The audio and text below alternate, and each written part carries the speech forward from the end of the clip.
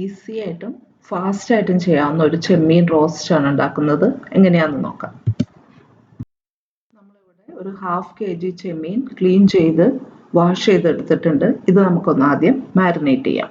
ഉപ്പ് ആവശ്യത്തിന് ഇട്ട് കൊടുക്കാം.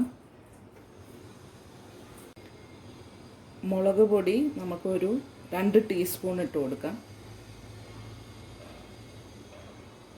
ഒരു 1/2 ടീസ്പൂൺ ടർമറിക് പൗഡർ മഞ്ഞൾപ്പൊടി ഇട്ട് കൊടുക്കാം. 1 teaspoon pepper powder black pepper powder ഇട്ട് കൊടുക്കാം. ഇതിലേക്ക് നമുക്ക് ഒരു 1/2 ലെമണിൻ്റെ ജ്യൂസും ഒഴിച്ചു കൊടുക്കാം. ഇതെല്ലാം കൂടെ നമുക്ക് നന്നായിട്ടൊന്ന് മിക്സ് ചെയ്തിട്ട് ഒരു 1/2 hour മാരിനേറ്റ് ചെയ്യാം.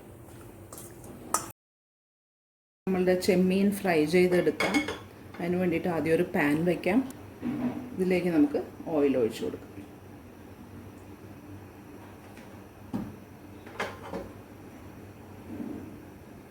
നമ്മൾ മാരിനേറ്റ് ചെയ്ത് വെച്ച ചെമ്മീൻ റെഡി ആയിട്ടുണ്ട്. എണ്ണ ചൂടായിട്ടുണ്ട്. ഇതിലേക്ക് നമുക്ക് ചെമ്മീൻ ഇട്ട് കൊടുക്കാം.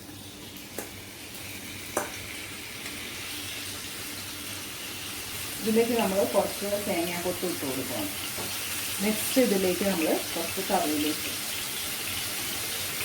ഇതൊരു ലോ മീഡിയം ഫ്ലെയിമിൽ വെച്ചിട്ട് നമുക്ക് വറുത്തെടുക്കാം. 1-2 മിനിറ്റ് ഒന്ന് അടച്ചു വെച്ച് വേവിച്ചെടുക്കാം. നമ്മുടെ ചെമ്മീൻ റോസ്റ്റ് റെഡി ആയിട്ടുണ്ട്. ലോ മീഡിയം ഫ്ലെയിമിൽ വെച്ച് ഒരു 3 മിനിറ്റ് വേവിച്ചാൽ മതി. ഇനി ഇത് നമുക്ക് സെർവിങ് പ്ലേറ്റിലേക്ക് ട്രാൻസ്ഫർ ചെയ്യാം.